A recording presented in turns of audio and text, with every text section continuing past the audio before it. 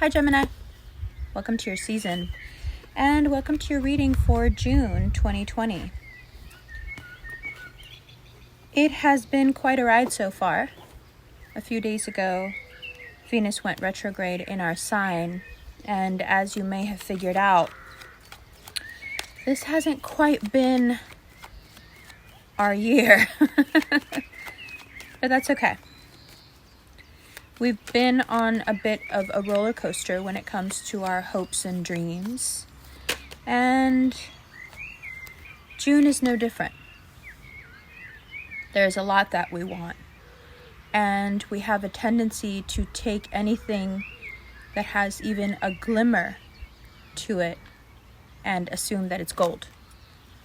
That will get you in trouble in June if you allow yourself to go too far up only to fall too far down. Moderation has never been Gemini's strong suit, but this month we've got to be careful and conservative. Only because, okay, well, that's a lot of cards now. Otherwise, it's very easy to fall right off that cliff. We want to. We almost see it as a badge of honor that we will go where no one else has the guts to go. But in June, that can get us in trouble. And for most of us, it has in May as well. How? Well, because we assume that if we feel something, that the other person must as well. That if we see the promise in something, that other people, work, loved ones, family, sees that promise in us as well. That can lead us astray in June, because it's not a time to go further. It's a time to reevaluate. It's an eclipse season and it's a retrograde season. So now we reevaluate our life path and where our money and our value comes from. For some of us, this will be a painful process, and it's probably already started in mid-May. And for others, it hasn't quite hit you yet. But Mercury in Gemini will give you a chance to figure it out. You need to keep calm. And don't ask too many people for their opinion. They don't know what to tell you. They don't know what's going on. And they certainly don't know how you feel. If you chose during this retrograde to try and get back into something with someone that you know it doesn't work with, that falls apart. But you knew it would, so there is still a lot of cleanup to do. But in a way, it's good. Because at least the Tower means that now it's over. For real. And we can move forward. Something that, at times, we find very, very difficult to do.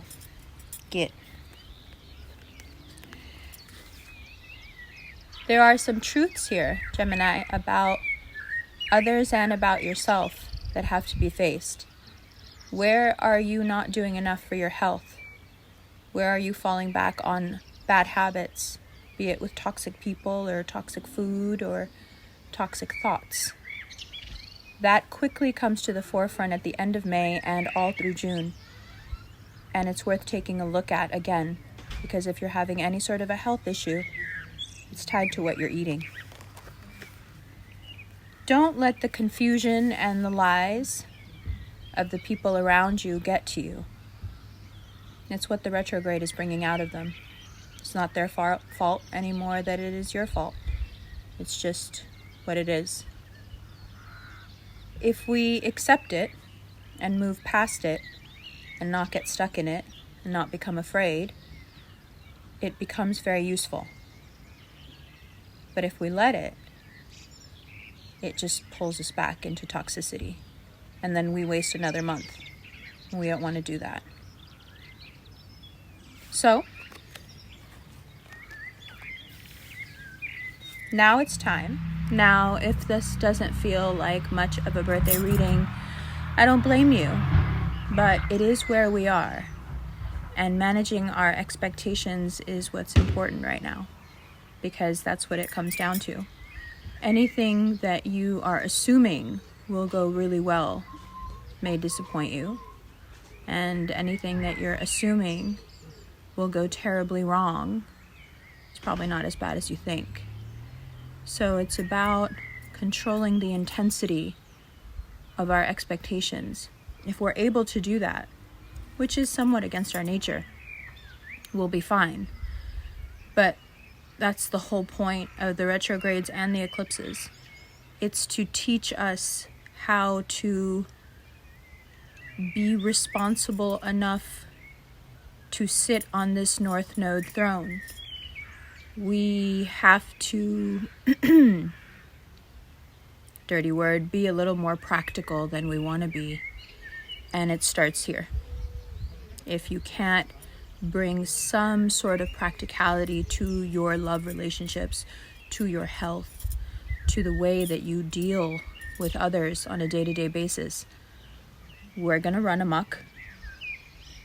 And it's a hard lesson to learn for a personality that is used to saying what it wants, saying it well, being persuasive, and pretty much getting what they want. But everywhere you turn in June, you find that things aren't the way you thought they were. The things that you thought were going to be stable enough to stand on are crumbling beneath your feet. So it's better not to put any extra pressure. It's better to get off quickly. Any chronic health issue that you may be having, by the end of May and the beginning of June, it resolves. So don't worry about that, because I know many of us are feeling like, what happened? I was fine. Many of us are feeling the same way about our love relationships. What happened? I was fine. I mean, I'm just being me. Why is it not working? It always works. Well, that's exactly it. It doesn't work because we're not learning anything that way. And as somber as that may seem, it's necessary. We all need a bit of tweaking sometimes. And now it's our turn. So the best thing we can do is accept it. Where you know the toxicity lives, get rid of it. Don't walk off cliffs that you know aren't yours. Not every cliff is worth walking off of. Sometimes you're just a fool. Let's not do that. Let's not play ourselves. It's true that nobody else can play us, but we do a pretty good job of playing ourselves when we want to. June is about avoiding the mistakes and therefore not having to live with the consequences, because the consequences are too severe. So, keep your nature. Be brave, be bold, be yourself, be happy. But when you sense that you are putting too much stock in something, pull back. Nothing aside from yourself deserves your enthusiasm this month. You need to take care of yourself. You need to be honest with yourself about what that care means. There are people you might be chasing right now that don't deserve you at all, that you might be hoping things work out with. They won't. There are things you definitely should not be eating. Stop. And there are thoughts that you need to never think again. Work on it. Walk out of June a better Gemini. We can do it. I love you. Let's look at these cards. Hi, Gemini. Welcome to the second part of your reading. All right, let's talk about the things we didn't talk about in part 1. On June 5th, there is a lunar eclipse in your house of relationships in Sagittarius. So, a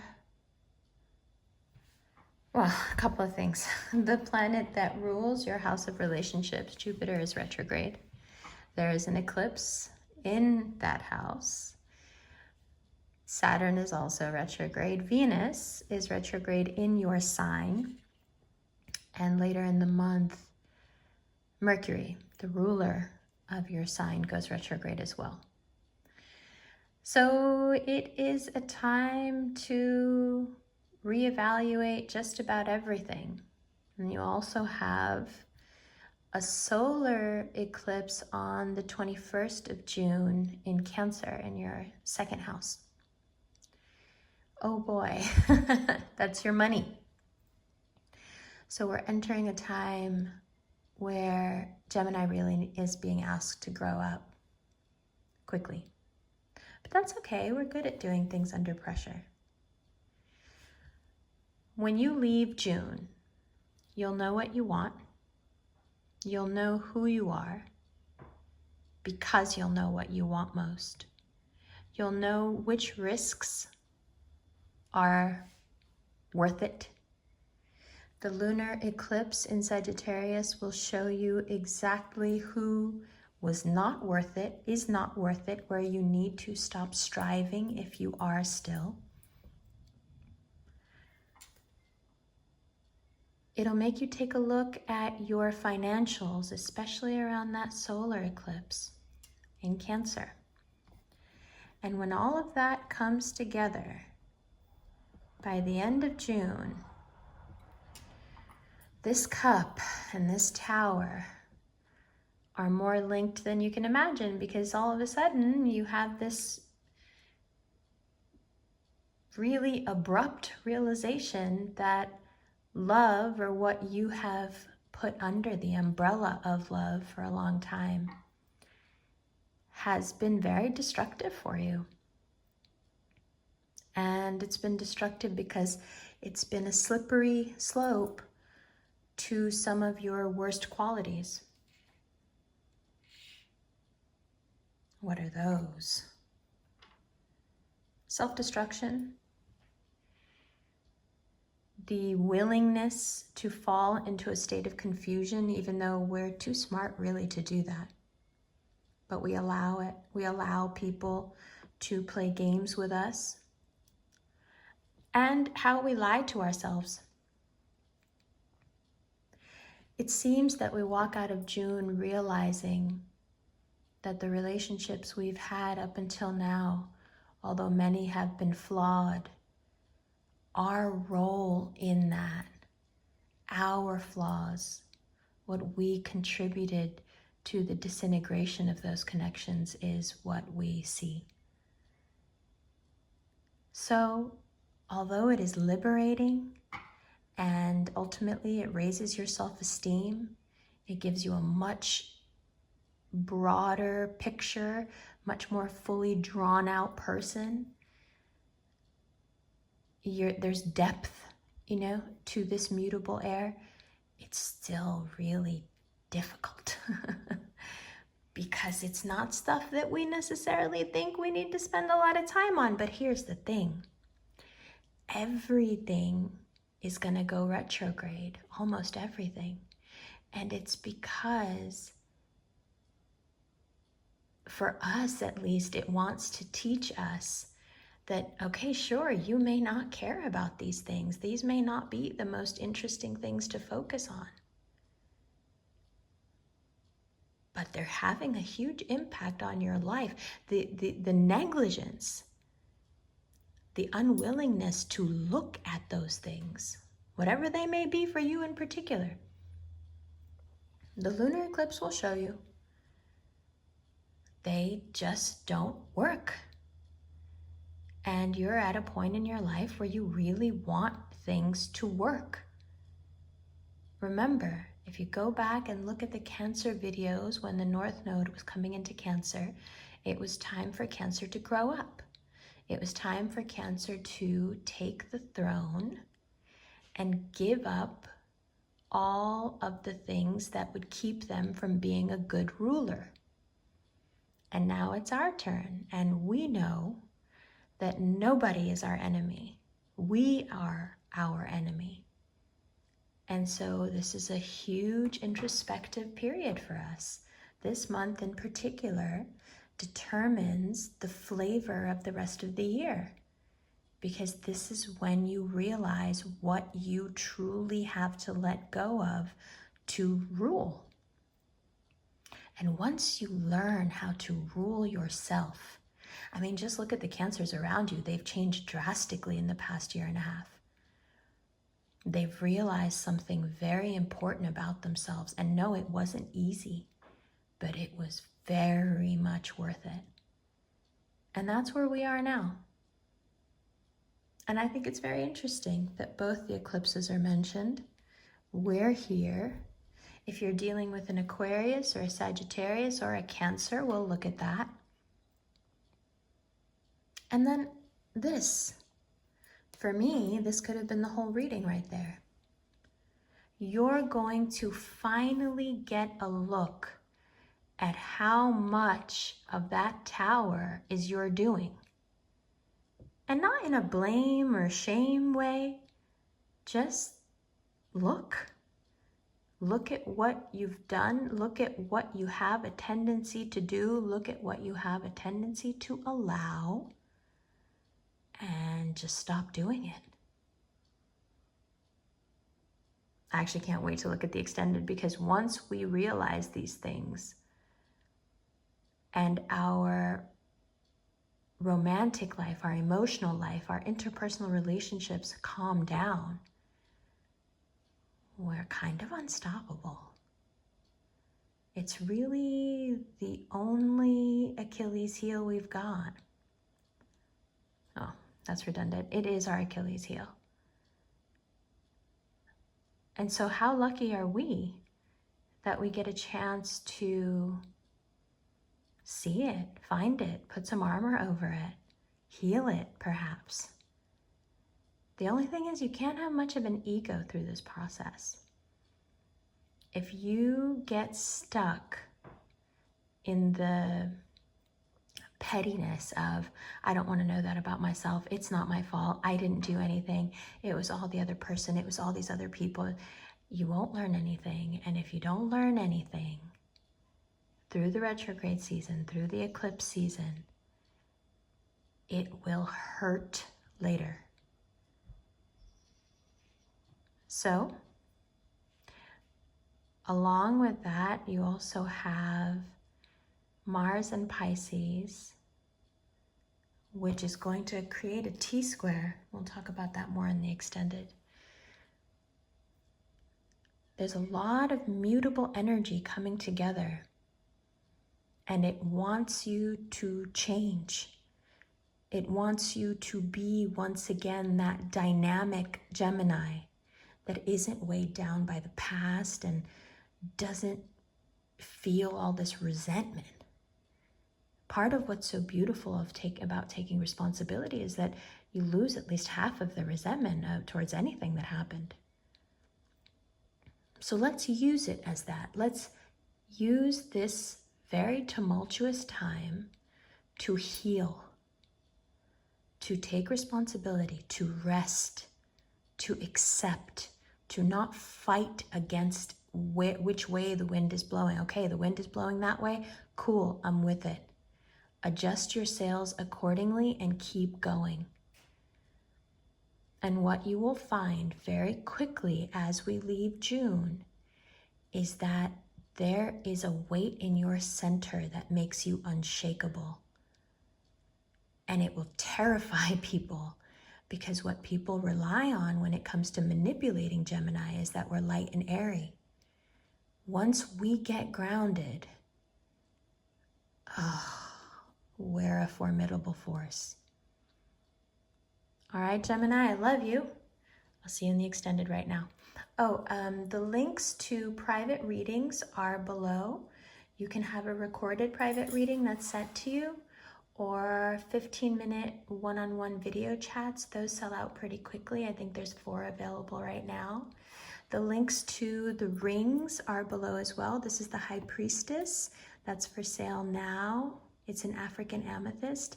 And this is the World, and this will be available soon. All right, peoples. Love you so much. See you in the extended.